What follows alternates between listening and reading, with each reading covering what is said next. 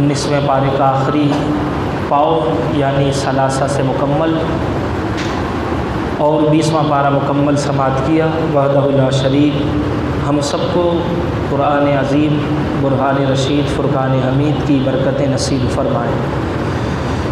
और उसके अहकामात पर हम सबको अमल पेरा होना नसीब फ़रमाए। अज़ीज़ान गिरामी, अल्लाह वहदहु ला शरीक 20वें पारे में इरशाद फरमाता है, फ़अम्मा मन ताब व आमना व अमिल सालिहन फ़असा अन यकून मिनल मुफ़्लिहीन। अल्लाह वहदहु ला शरीक ने इस आयत मुबारका में अव्वलन उनको इरशाद फरमाया और इससे पहली वाली आयत में उन लोगों का तज़किरा फरमाया जो कुफ्र और शिर्क की बिना पर अज़ाब के मुस्तहिक़ हुए, और अब इस आयत मुबारका में कुफ्र और शिर्क करने वालों को इरशाद फरमा रहा है कि अगर वो तौबा कर लें, ईमान ले आएँ और नेक आमाल करें तो अनकरीब वो फलाह पाने वालों में से हैं। तो उनका शुमार कामयाब लोगों में, फलाह पाने वालों में हो जाएगा। असल के एतबार से तो यहाँ पर कुफ्र और शिर्क यानी कुफ़ार और मुशरिकीन को इरशाद फरमाया जा रहा है, मगर चंद पहलू से अगर देखा जाए तो इसमें मुसलमानों के लिए भी इबरत है और मुसलमानों के लिए भी पैगाम है कि जैसा कि अल्लाह तबारक व तआला ने कुरान मजीद फ़ुरक़ान हमीद में तौबा करने के हवाले से ईमान वालों को इरशाद फरमाया, या अय्युहल्लज़ीना आमनू तूबू इलल्लाहि तौबतन नसूहा। ऐ ईमान वालों, अल्लाह के दरबार में तुम तौबा करो, तौबतन नसूहा, ऐसी तौबा जो आगे को नसीहत हो। इसी तरह रसूलुल्लाह सल्लल्लाहु अलैहि वसल्लम ने तौबा करने वालों की फ़जीलत में इरशाद फरमाया कि अल्लाह तबारक व तआला तौबा करने वालों से इस कदर मसरत फरमाता है, खुश होता है कि जिस तरीके से एक इंसान बयाबान में अपनी सवारी के साथ माँ साजो सामान के वो सफ़र के लिए निकला, फरमाया कि वो रास्ते में जब थक गया तो आराम की गर्ज से रुक गया। वो रुकने के बाद वहाँ पर आराम करने लेट जाता है, लेटते ही उसकी आँख लग जाए, और फरमाया फिर उस शख्स कि जब आँख खुले तो ना तो उसकी सवारी उसके पास मौजूद हो, ना उस पर लदा साजो सामान। अब वो बयाबान जंगल में, सहरा में तन्हा है।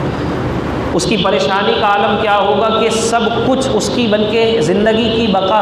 उसी साजो सामान और उसी सवारी पर थी, वही उसके पास मौजूद नहीं। उसकी परेशानी का आलम क्या होगा। फरमाया कि फिर वो उसकी जुस्तजू में निकले, इधर उधर दौड़े, उसको तलाश करे, बिल आखिर गर्मी और भूख और प्यास की शिद्दत से वो थक जाए। अब उसके जहन में ये हो जाए कि अब मरने के अलावा कोई चारा नहीं, अब अनकरीब मेरी मौत है, ना तो मेरे पास पानी के लिए कुछ है, ना खाने के लिए कुछ है, ना और जो कुछ साजो सामान था वो उस सवार पर है, और फिर वो जानवर भी रूपोश है। अज़ीज़ान गिरामी, अब वो मौत के इंतज़ार में दोबारा लेट जाता है, और फिर लेटता है तो उसकी आँख लग जाती है। उसके बाद जब उसकी आँख खुलती है तो वो साजो सामान माँ सवारी को अपने पास मौजूद पाता है। फरमाया कि उसको जो खुशी होती है अपने साजो सामान पाने से, उससे भी ज़्यादा रब ताला उससे खुश होता है जो बंदा रब के दरबार में तौबा करता है। अज़ीज़ान गिरामी, रसूलुल्लाह सल्लल्लाहु अलैहि वसल्लम का फरमान हज़रत अब्दुल्लाह बिन अब्बास रज़ी अल्लाह ताला अन्हु बयान फरमाते हैं कि फरमाया रसूलुल्लाह सल्लल्लाहु अलैहि वसल्लम ने कि जब बंदा तौबा करता है तो अल्लाह तबारक व तआला उसके फ़रिश्तों को उसके माजी गुनाह भुला देता है। उसके फ़रिश्ते उसके माजी गुनाहों को भूल जाते हैं, उसके आज़ाए जिस्मानी भी उसकी ख़ताओं को भूल जाते हैं। वो ज़मीन जिस हिस्से पर उसने वो टुकड़ा जहाँ पर वो गुनाह करता है वहाँ तौबा जब करता है तो फरमाया कि वो ज़मीन का टुकड़ा भी उसकी गुनाह को भूल जाता है, और आसमान का वो हिस्सा जिसके नीचे उसने गुनाह किया था वो हिस्सा भी उसके गुनाहों को भूल जाता है। यहाँ तक कि वो अल्लाह के दरबार में महशर में क़यामत में इस हाल में आएगा कि उसके गुनाहों पर कोई गवाही देने वाला न होगा, यानी ताइब का गुनाह हर जगह से मिटा दिया जाता है। अज़ीज़ान गिरामी, वगरना ये तो ज़मीन का वो टुकड़ा भी गवाही देगा। वो शजर हजर پاس کی موجود چیزیں انسان کے خود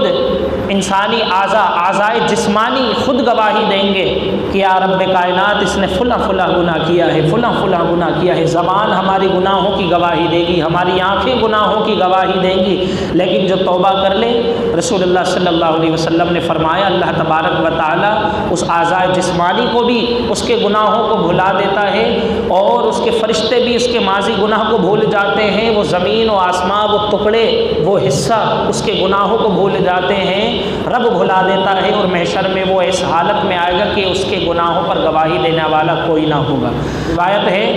کہ اللہ تبارک و تعالیٰ نے جب ابلیس کو ملعون قرار دیا تو اس نے قیامت تک مہلت مانگی، اور مہلت مانگنے کے بعد جب اس کو مہلت دے دی گئی تو اس نے کہا تیری عزت و جلال کی قسم، اے اللہ تیری عزت و جلال کی قسم، جب تک انسان کی زندگی کا رشتہ قائم ہے میں اس وقت تک اس کو گناہوں پہ اکساتا رہوں گا۔ تو اللہ تبارک و تعالیٰ نے بھی ارشاد فرمایا کہ مجھے میری اپنی عزت و جلال کی قسم، جب تک آخری سانس ہے میرے بندے کے پاس میں اس وقت تک اس کے گناہوں پر توبہ کا پردہ ڈالتا رہوں گا۔ وہ جب گناہ کرے گا، توبہ کرے گا، اس توبہ کا پردہ اس کے گناہوں پر ڈالتا رہوں گا۔ شیطان نے یہ قسم کھائی کہ مجھے تیرے عزت و جلال کی قسم، انسان کی جب تک زندگی کا رشتہ قائم ہے، انسان کا اس کی زندگی کے ساتھ رشتہ قائم ہے، آخری سانس تک میں اس کو گناہوں پر اکساتا رہوں گا۔ رب نے بھی اپنا رحم فرمایا، اپنے بندوں پر کرم فرما کر یہ ارشاد فرمایا کہ اللہ تبارک و تعالیٰ خود فرما رہا ہے مجھے اپنے عزت و جلال کی قسم، میں بھی اپنے بندوں کی آخری سانس تک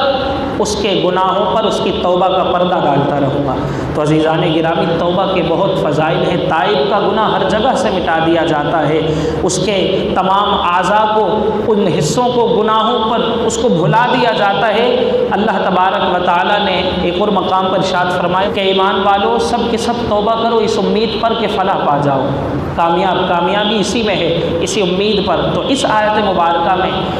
اصلاً اعتبار سے یہ آیت مبارکہ ان مشرکین اور کفار کے لیے ہے کہ جنہوں نے کفر کیا، اب کفر کرنے کے بعد وہ توبہ کر لیں اپنے وہ کفر و شرک سے، اور ایمان لے آئیں اللہ پر اور اس کے نازل کردہ چیزوں پر، جو کچھ اس نے نازل کیا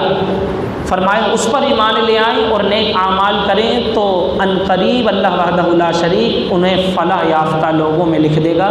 ان کا شمار کامیاب لوگوں میں عطا فرما دے گا۔ تو عزیزان گرامی، ہمیں بھی اپنے گناہوں سے ہمیشہ توبہ کرتے رہنی چاہیے۔ ہم وقت اللہ تبارک و تعالیٰ کے دربار میں جیسے توبہ کریں،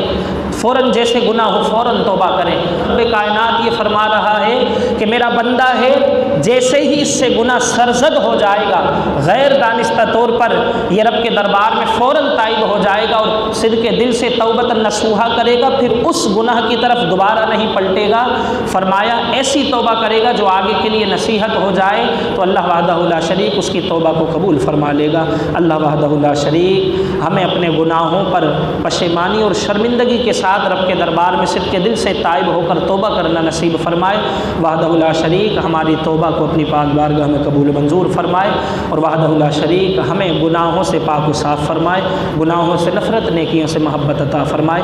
آمین بجاہ النبی الامین۔ وما علینا الا البلاغ المبین۔